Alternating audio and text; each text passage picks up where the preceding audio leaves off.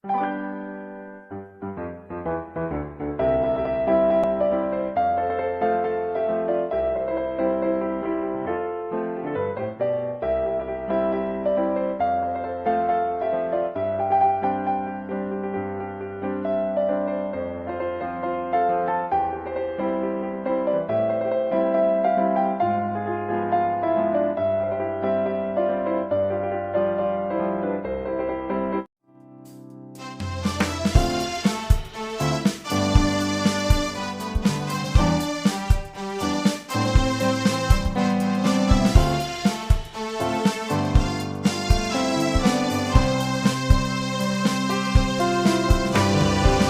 Kudus diberikan bagiku, Roh Kudus diberikan bagimu, Roh Kudus diberikan bagi kita tiap orang percaya. Roh Kudus diberikan bagiku, Roh Kudus diberikan bagimu, Roh Kudus diberikan bagi kita tiap orang percaya. Roh Kudus menghibur hatiku, Roh Kudus sertai langkahku, Roh Kudus menuntunku di jalan yang benar. Roh Kudus beriku kekuatan untuk beritakan firman Tuhan bagi semua orang ke ujung dunia.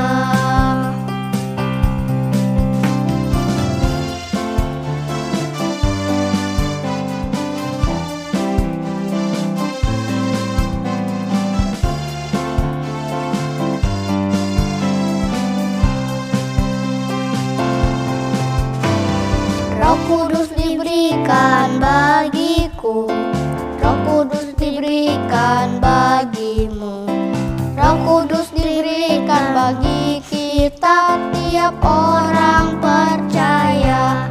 Roh Kudus menghibur hatiku, Roh Kudus sertai langkahku, Roh Kudus menuntunku di jalan yang benar. Roh Kudus beriku kekuatan untuk beritakan firman Tuhan bagi semua orang ke ujung dunia. Bagi semua orang ke ujung dunia.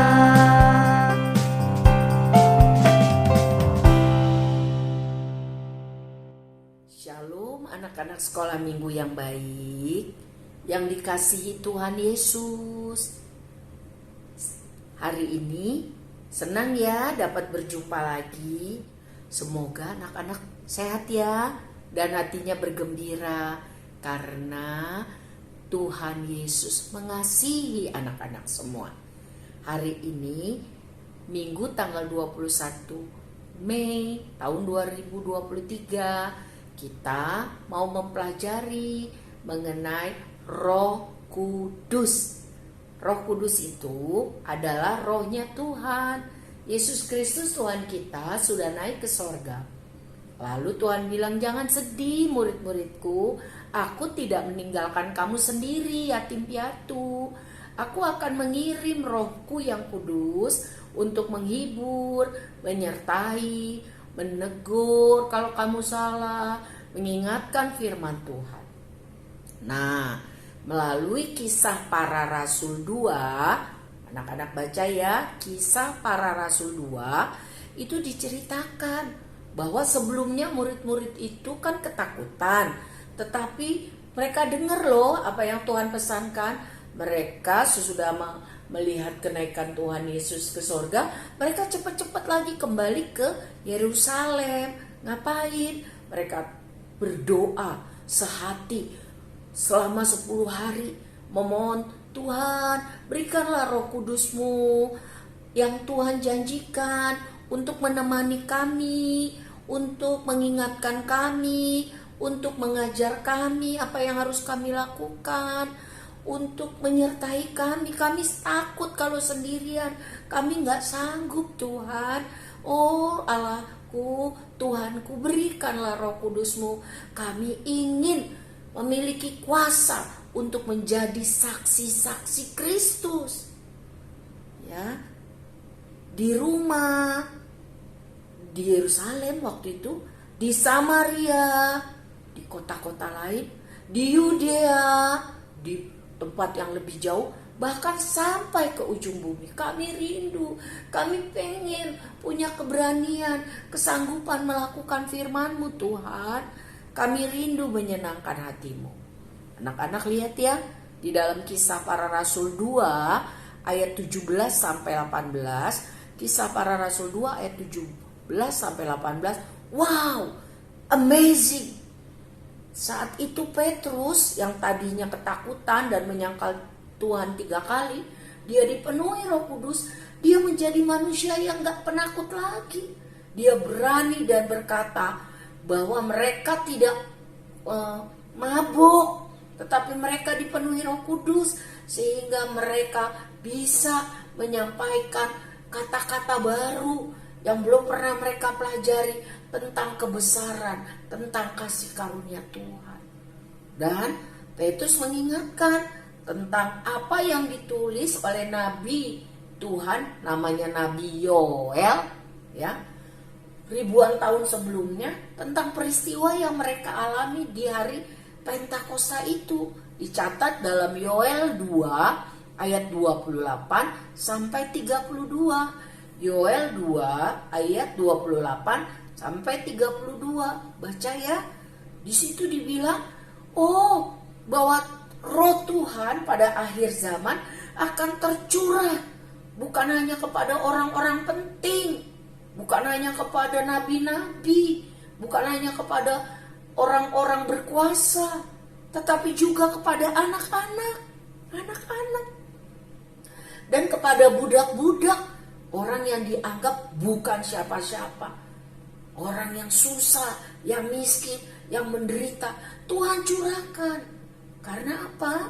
Tuhan mengasihi semua orang. Tuhan sayang sama anak-anak. Tuhan cinta walaupun budak, orang miskin. Tuhan sayang. Kenapa Tuhan sayang?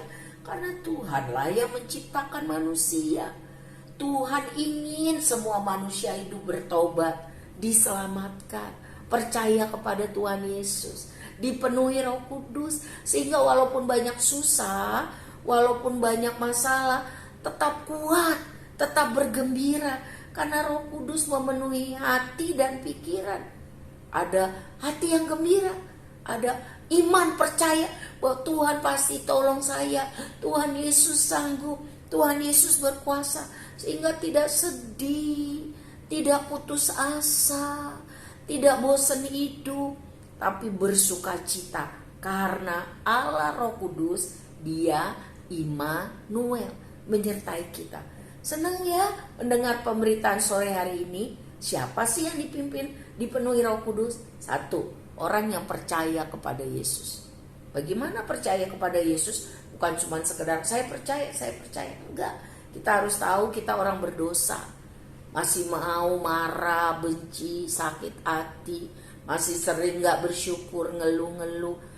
Mungkin juga masih suka bohong, mungkin juga masih suka males. Kita bilang, Tuhan ampuni dosa saya. Saya suka ngelawan orang tua. Saya suka melawan oma, opa, opung saya. Ampuni saya Tuhan. Saya mau bertobat, saya mau berubah. Saya mau Tuhan sungguh-sungguh jadi anak Tuhan. Saya percaya kepadamu bahwa Engkaulah Yesus satu-satunya Tuhan dan Juru Selamat. Penuhi saya dengan Roh Kudus agar saya mampu hidup tambah hari, tambah seperti yang Tuhan mau. Dan agar saya bisa jadi saksi Kristus. Orang yang dipenuhi Roh Kudus itu diberi kuasa, Kisah Para Rasul 1 ayat 8, untuk menjadi saksi Kristus. Apa sih saksi Kristus? Orang yang bercerita, ceritain tentang pengalaman hidupnya, tentang pertolongan Tuhan kepada orang lain. Bukan gosip. Betul-betul apa yang Tuhan lakukan. Tadinya saya sedih, tadinya saya susah, Tadinya saya merasa paling bodoh. Saya merasa kayaknya gak ada harapan deh. Tetapi waktu Tuhan Yesus memenuhi hati saya semangat. Saya bisa, saya kuat. Tuhan tolong saya, Tuhan hibur saya, Tuhan tidak tinggalkan saya. Sekarang saya kalau belajar cepet loh menyerap, cepet loh saya bisa. Saya gak bodoh lagi, saya gak malas lagi. Saya tahu itu anak-anak anugerah Tuhan. Itu ya, bersaksi dengan perkataan. Lalu juga bersaksi dengan perbuatan. Memang benar, sekarang gak suka benci-benci lagi. Sekarang gak suka bohong-bohong lagi. Karena anugerah Tuhan, sekarang jadi rajin belajar. Karena anugerah Tuhan, denger-dengeran perintah orang tua. Perintah oma, opa, perintah opo. Kalau dibilang cukup, jangan main handphone. Nanti matamu sakit. Nanti kupingmu pakai headset melulu jadi budek, kurang denger. Nanti kamu gak belajar. Denger. Bukan karena siapa-siapa, tetapi roh Tuhan yang mengubahkan hidup. Dia jadi saksi Kristus.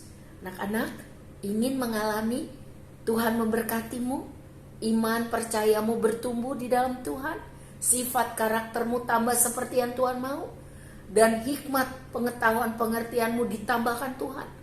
Ingin? Mau? Serius? Kalau ya, mari berdoa setiap hari sungguh-sungguh. Bilang Roh Kudus, Roh Tuhan yang manis, rubah saya. Pimpin saya, tambah hari tambah seperti yang Tuhan mau. Jadikan saya saksi Kristus. Saya mau banyak orang, banyak teman saya, banyak tetangga saya, banyak saudara saya boleh mengenal dan mengasihi Tuhan.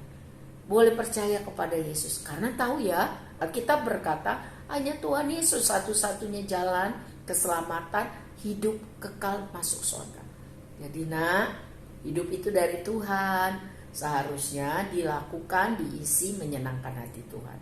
Setiap hari di gereja secara online ada doa pencurahan Roh Kudus. Ingat ya, tadi di dalam Kisah Para Rasul 2 ayat 17-18, anak-anak kecil pun yang sungguh-sungguh percaya kepada Yesus sebagai Tuhan dan Juru Selamat dan sungguh-sungguh meminta, maka Roh Kudus akan memenuhinya. Hidupnya menjadi baru. Dia bersemangat untuk bersaksi dengan perkataan dan perbuatan bahwa Yesus Tuhan, Yesus Juru Selamat, Yesus itulah satu-satunya penolongku yang sungguh. Oke? Tuhan Yesus memberkati, mari kita berdoa. Tuhan Yesus yang baik, saya sayang kepada Tuhan Yesus, tapi saya ingin lebih lagi mengasihimu, ingin menjadi saksi Tuhan, ingin mengalami perubahan supaya saya tambah benar melakukan kehendak Tuhan. Tuhan Yesus, pakai hidup saya menyenangkan hati Tuhan. Penuhi saya dengan Roh Kudus-Mu. Seumur hidup saya mau menyenangkan hati Tuhan. Tuhan, lihatlah anak-anak sekolah minggu yang sungguh-sungguh berdoa, meminta dengan percaya. Biarlah mereka semua percaya kepadamu ya Tuhan Yesus. Bertobat dan dipenuhi Roh Kudus. Pakailah hidup mereka dalam tangan Tuhan. Di dalam nama Tuhan Yesus, segala yang terbaik sesuai dengan rencana Tuhan bagimu anak-anak dipenuhi Tuhan. Karena engkau percaya, mengasihi Tuhan Yesus, taat dan setia. Di dalam nama Bapa, Anak dan Roh Kudus. Mari semua katakan amin. Tuhan berkati, sampai jumpa. Share ya video ini supaya banyak orang diberkati. Bye-bye.